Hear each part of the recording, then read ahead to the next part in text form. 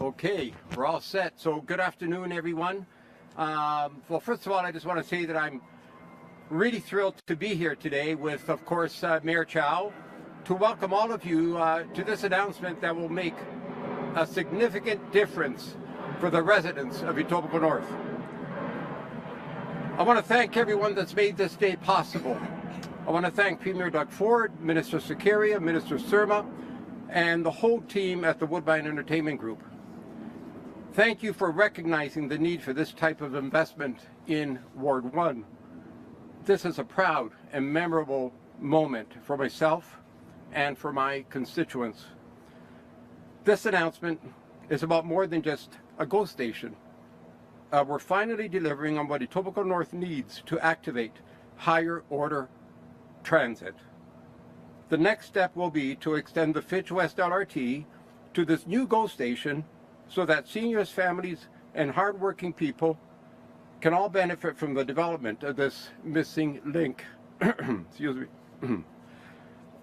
For me, this legacy dates back to when my dear friend Rob Ford, then Mayor Ford, and I discussed our shared vision for this site. I still remember when he handed the baton to me and said, "Vinny, take carriage of the Woodbine file.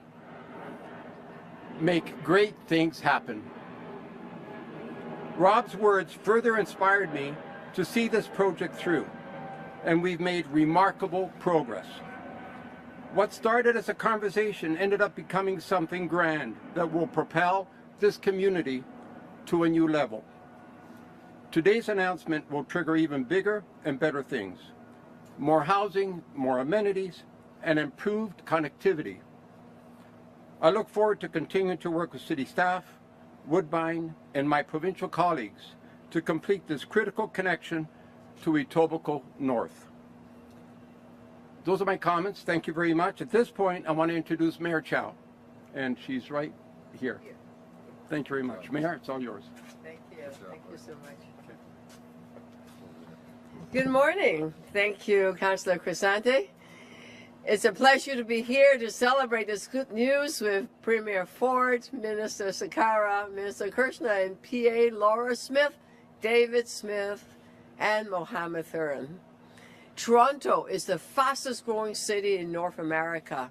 Last year alone, our city added 245,000 people.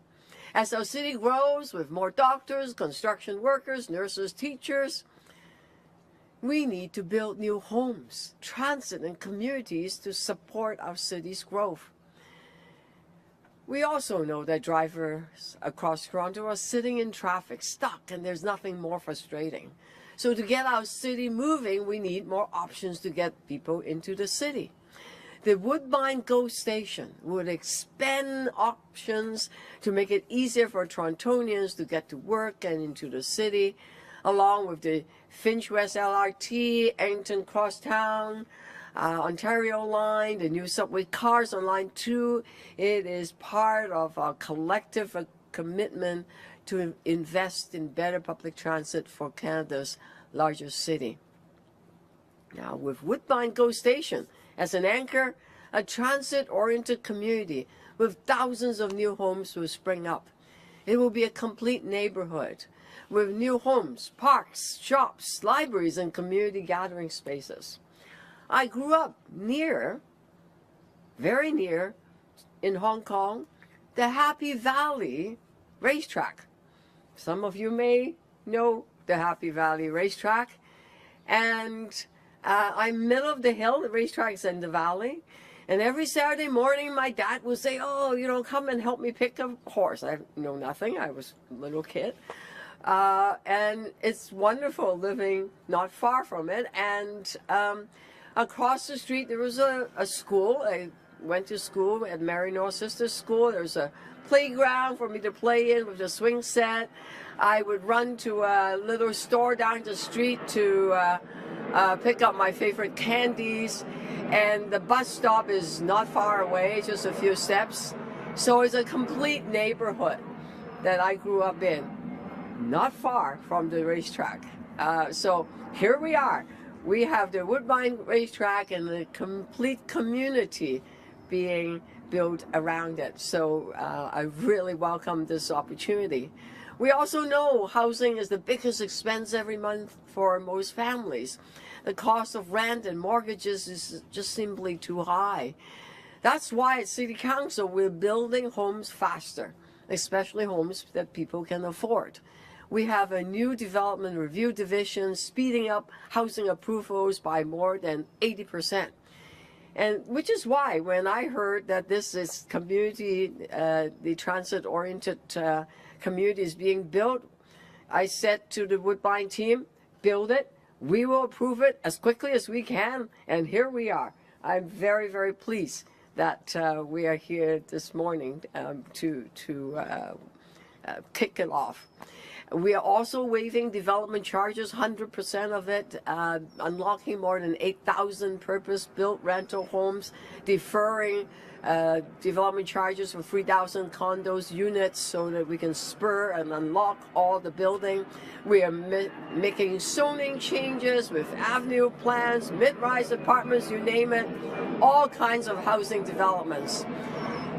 Here, when all the building is happening, there will be 43,000 jobs being created during the construction of this community, including Canadian steel workers and construction workers, supporting Buy Canadian and protecting Toronto and Ontario, together with Captain Canada, of course, during the President Trump's trade war. This investment is made possible by Toronto's New Deal with the province of Ontario. I want to thank you, Mr. Premier, again. As part of this city's agreement, we, of course, will speed up approval so this project can get building within minimum 12 months, maybe even faster. We're also prioritizing building affordable housing. This community will add thousands and thousands more homes to our community, including a commitment to build thousands of affordable homes. So we are working together across all levels of government to build a stronger city. And I want to thank the ministers and premier for this partnership. With that, I will pass it off to Jim Lawson from Woodbine Entertainment Group to speak about the importance of this project. Thank you. Thank you. That's exciting. Appreciate it. On behalf of Woodbine Entertainment, I would like to welcome you to the iconic Woodbine Racetrack, home of the 166th King's Plate this year. It's my honor to welcome such wonderful partners here today. Premier Ford, Mayor Chow, Minister Sarkaria, Parliamentary Assistant Smith, Councillor Cressanti, Metrolinx CEO Michael Lindsay, our horse racing leadership, Sue Leslie from the President of the HBPA, and our Woodbine team. 70 years ago, Woodbine Racetrack opened in northwest Toronto on this massive 684-acre site. At that time, successful businessman and horse person E.P. Taylor had a vision for this property. We are another step closer today to fully realizing on that vision. That's in large part to many people, including Premier Ford, Mayor Chow, Minister Sarkaria, and Minister Surma, among others. As an organization that operates with a non-profit mandate, today's announcement is an important part of our strategic vision to realize the full potential of one of the most exciting pieces of land in Canada. Woodbine is proud to help people get across the GTA, ensure people have a roof to put over their head, and create meaningful careers in the trades and in horse racing.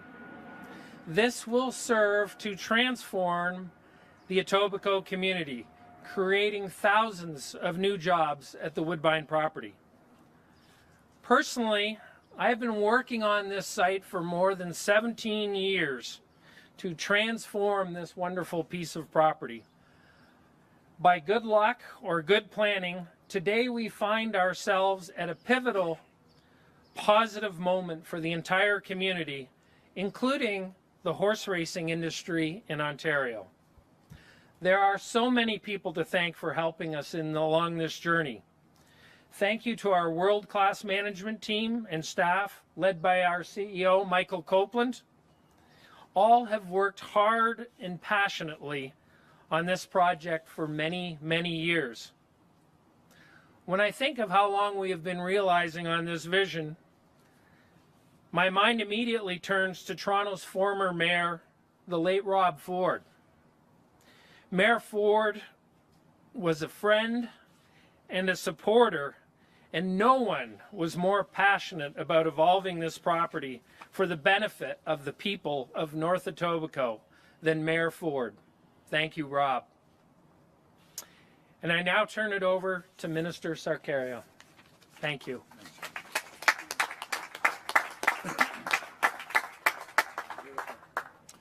Good afternoon, and thank you very much for the introduction, and thank you to the team at Woodbine for hosting us this afternoon. It's great to be here with many of my caucus colleagues who have all been very instrumental in this project that we are standing before here today. Also with Mayor Chow, who has always been a great partner to work on with many of our transit projects across the province, as well as Michael Lindsay, who's here today, who was just yesterday appointed as our full-time CEO of Metrolinx. Michael, I know you will do an incredible job, so congratulations to Michael, and we really, really look forward to working with him as we launch the largest expansion of public transit in North America's history. And of course, it's always special to be here with Premier Doug Ford to deliver a major announcement for transit riders. Under Premier Ford's historic leadership, our government is making record investments in public transit that will protect Ontario by supporting workers and making it easier for thousands of Ontarians to access housing and employment opportunities. Today, we're marking another milestone for commuters right here in Etobicoke. Millions of Ontarians rely on public transit every day to get to work, visit family, friends, and so much more. That is why we're building the largest expansion in North America, to deliver transit that will serve our province for generations to come. Under the leadership of Premier Ford, we are investing nearly $70 billion in public transit, and that includes $12 billion invested in the GO expansion program. We're adding new stations, more tracks, and faster service while generating the equivalent of 8,300 jobs annually to transform our GO Transit network into something truly world-class, and we are well on our way. Today, we are marking another step forward in our plan to tackle gridlock and shorten travel times for thousands of daily commuters so we can stand up for Ontario and build the province for the future. We can't control President Trump and his tariffs, but we can control the future we build for ourselves. And today, the future has never looked brighter. And with that said, I'll turn it over to Premier Doug Ford. Thank you.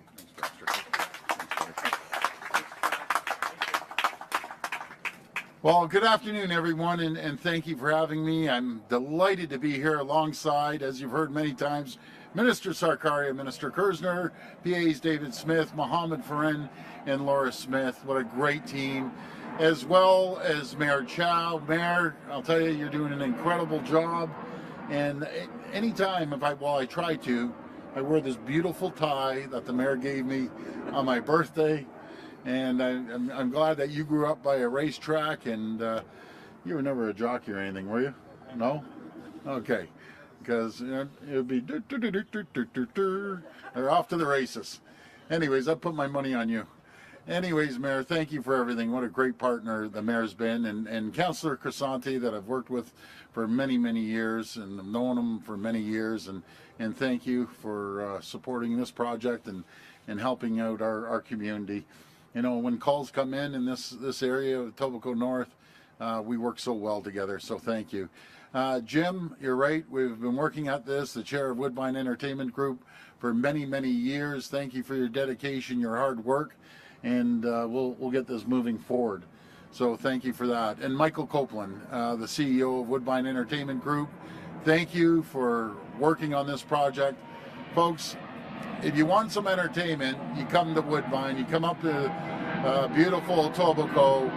Was it close to $1 billion investment that you put in with the hotels and everything? Pretty close. $1 billion investment, give or take a little bit. But you've never seen anything like it, so you have to come up and catch a concert or some entertainment, and this will be just such a thriving place.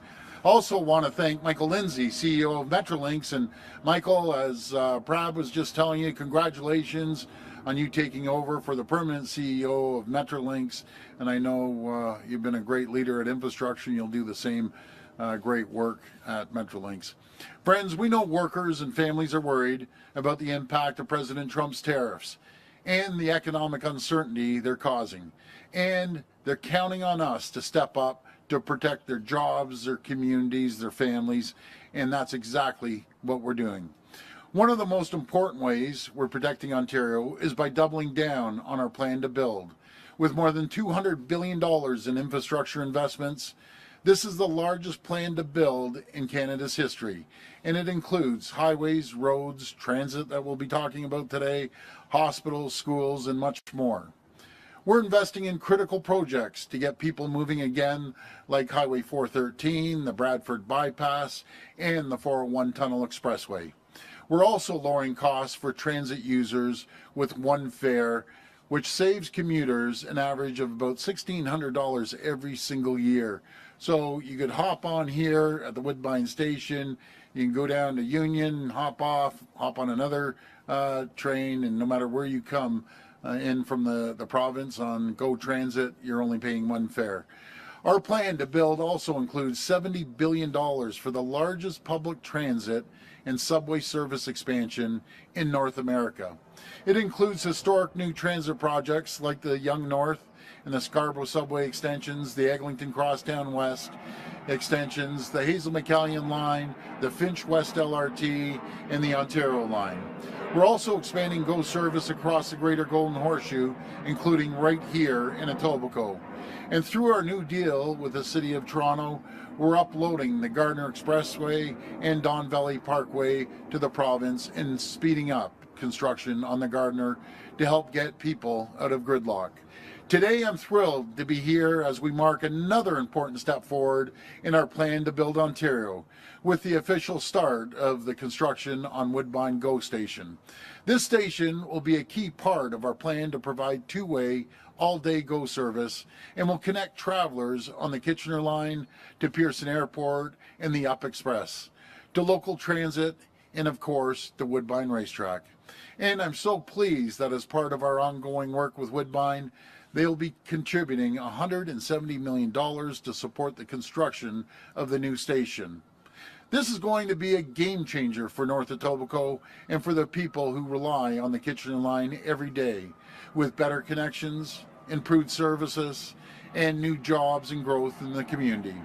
It's a great example of what we can do working closely with our great partners like Woodbine and across all levels of government. My friends, we're going to keep investing in our workers, our infrastructure, and our communities. We're going to cut the red tape, tackle gridlock, and attract new jobs and investments to our province, and we're going to protect Ontario no matter what. I want to thank you, and may God bless the people of Ontario. Thank you. We will now take questions from the media. Please come to the microphone and state your name and outlet. Just a reminder, it's one question and one follow-up. First question. Good afternoon, Mark McAllister from City News. Hi, Mark. Premier, it was about 6 years ago when the announcement for a brand new Woodbine GO Station was made. Soon thereafter, there were environmental assessments done, public consultations done. Yep. There was a completion date of 2023 announced at that point. Why has it taken to this point to actually get started? Well, first of all, aren't we glad it's actually moving forward? You know, we had to do the environmental assessments. We had to consult with the community. But the great news is, Mark, is we're going to have a GO station here, and it's going to connect, you know, thousands and thousands of people. It's so important, especially with the largest community college in the country, Humber College up there, along with all the industrial areas around here. This is going to be great for the community, and we can't wait to get it going. In addition to that, obviously you're talking about a transit-oriented community with the backing of Woodbine. How long will it be before we can expect actual housing to be built? I know Mayor Chow had referred to trying to get things through the planning process as quickly as possible and mentioned 12 months to get shovels in the ground. Can we realistically expect that? Well, as long as the permits go through the city, and I know the mayor's been a champion in moving things forward and sitting down, making sure we have the right design for the community, and we're going to keep moving forward on it. So it's going to be a beautiful community with the amenities, and I just look forward to continue working with Woodbine and the mayor and Councillor Crisante. Hey, Richard, Southern 680 News Radio. First off, Premier, do you have a pick for the third race? Any hot tips at all? I'd bet on the mayor and myself. I'll be the thoroughbred. She can be the jockey. I'll whoop their butts. That'd be it. Speaking of the mayor, when you guys were together a few weeks ago, the mayor suggested that she had offered some sort of compromise about bike lanes, whereby the bike lanes could remain, but an additional lane of traffic could also be added. So I wanted to ask you both today, have you reached a compromise on the bike lanes? Yeah, we're working together, and I'm never against bike lanes. I'm just for those 3 areas that are heavily congested. And we always work together. We have a phenomenal relationship, and we're going to continue working on projects, including the bike lanes. Also wanted to ask about that parking garage at Ontario Place that you announced the other day. You said it would bring in $60 million annually. That's right. Some back of the napkin math, though, shows that every single parking spot would have to be full 365 days a year at a cost of $45 to bring in that $60 million annually. Is that realistic, Premier? Well, I don't know if your math is right. I'd question your math, but Richard, we're going to have an incredible parking lot there, and it's going to be used for multiple things, and it's just going to be incredible. That whole destination is world class, and it's going to attract 6 million people and visitors, and a lot of those 6 million are going to come from around the world, around the province, and they're going to be spending their money in the city of Toronto. They're going to be filling hotel rooms up. They're going to actually have a destination that they can go to. You know, you talk about the ROM, the CN Tower, great places, art gallery, and so on and so forth. But now we're going to have a destination that's going to attract more people to Toronto, and then they're going to drive up the road or hop on the go, and they're going to come to a spectacular destination at Woodbine that they can catch a race, they can catch a concert, they can stay in the beautiful hotel here, go out for a meal. You know, Toronto's a happening place right now, and we're going to keep moving forward. We have the greatest cities in the entire world, bar none. I'll put our city of Toronto up against anyone in the entire world. Hi, Premier Liam Casey from the Canadian Press. Hi, Liam. There's a family right now heading upriver from Attawapscut First Nation, traveling about 400 kilometers by canoe. They're going to meet up with the Neskantaga First Nation, and they're going to set up a quasi-permanent encampment where you guys are thinking of building a bridge over the Attawapscut River. They say they want to show you and the Prime Minister that the land will not be mined without their consent. How do you go about getting consent from the likes of Attawapscut First Nation and Neskantaga First Nation? Well, first of all, we've been consulting with Webequie and Martin Falls for a few years now. So we have been discussing this, and they've signed agreements moving forward, and Arrowland as well. So I guess they're going to have to be talking to their friends from other First Nations that are coming in their territory. But either way, let's put that to the side. I want prosperity for our First Nations. I want them to have their kids and grandchildren to have a better life. I want them to have equity partnership. And we put $3 billion, never been done in the history of Canada, by the way, $3 billion that they can have an equity partnership. I want to make sure that $70 million of training goes to First Nations community. I want the $10 million of scholarships. So maybe one of their young people will be an engineer or whatever it might they go through for graduating, working on the actual site. So we're going to work well with them, and we're going to get a road up to the Ring of Fire with the collaboration and cooperation with First Nations communities. And we want to make sure that anyone who wants to be part of a business zone, an area, they're welcome to do that. And I've already had some requests that they want to be part of that zone. Not up there, but their territories too. They're good people, hardworking people, and they want to get it done. Thanks, Premier. Thank you. You said recently that you were invited up north by some of these First Nations.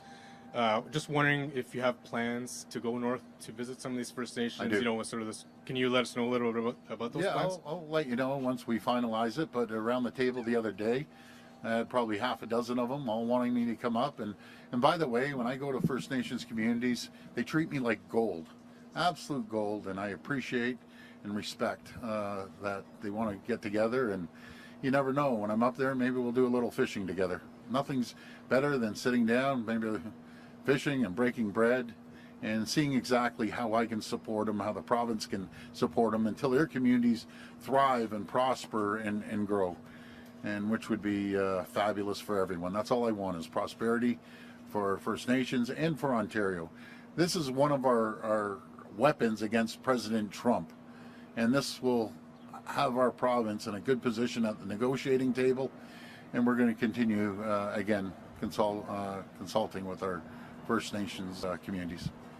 Hi, Premier Siobhan Morris, CTV News. Hi. Are any of those visits or consultations, are you planning to do those alongside the Prime Minister, since I know you are embarking on similar projects over the summer, doing maybe some overlapping kind of consultation and engagement?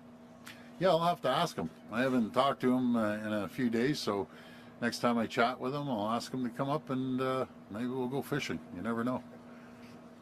And I'm looking to hear both from you and Minister Kersner about the Ombudsman report we saw yesterday, where Paul Dubé was calling for urgent action, saying that the correctional system is in a state of crisis, with people being housed in places like broom closets and converted pantries. What will you do to address that problem to make sure, as he said, that people aren't going or coming out worse than how they went in?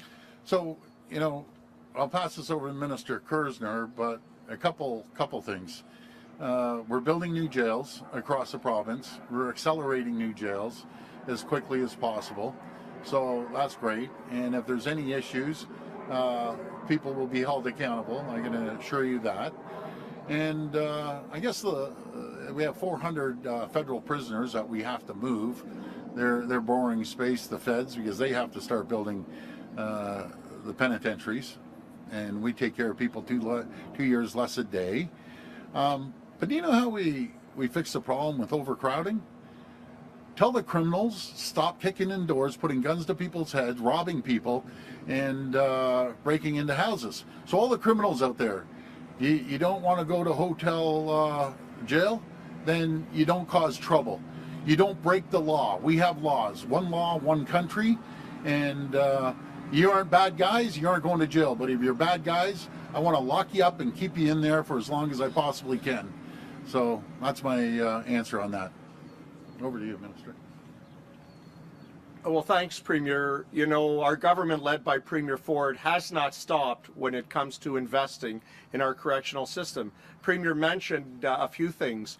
We're going to be completing next year $1 billion investment in Thunder Bay that's bringing 345 beds back online. But for 15 years, the Liberals starved the correctional system. They closed 7 jails that most people don't know that they did. I've asked my ministry, in fact, to go back to the 7 jails that were closed and see which ones we could possibly look at reopening. But when it comes, as the Premier said, to hold people to account, we will expect that everyone who's a police officer, a firefighter, a correctional officer, or anyone in public safety, uphold the highest standards of conduct. And you know what? 99.9% of them do. But for those that don't, they'll be held to account. Yeah. This will be the last reporter. We aren't building Four Seasons, building Crowbar Hotel. It's Lorenda from CBC. Hi, Lorenda. This is following up on a colleague story that came out yesterday. Your environment minister had said earlier this month in the House that you are on track to meet the emissions target for your government. However, the advice that he got from civil servants when he was taking over the file... Hold on. I apologize. Let's repeat the last few words. Yeah, for sure. Yeah. These are all the tourists flying in to come to Woodbine, by the way. Ready to move into that community.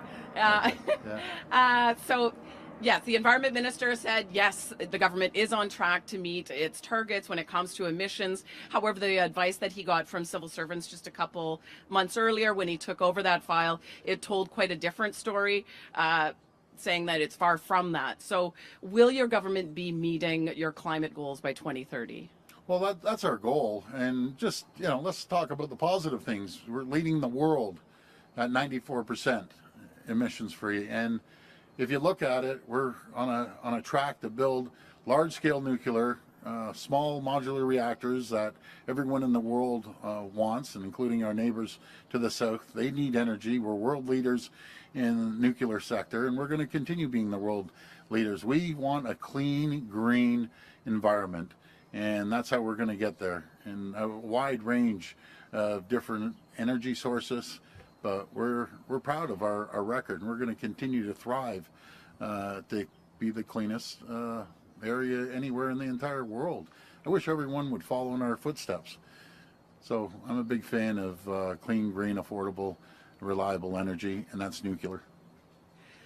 There's a protest that was going on outside Queen's Park today, upset about the school boards requiring to have cops in schools again. Did you consult with people on that, including school boards, teachers, parents, students, before making that decision? What I can tell you, the parents I've talked to overwhelmingly, and all the messages I've been getting, that's a great move.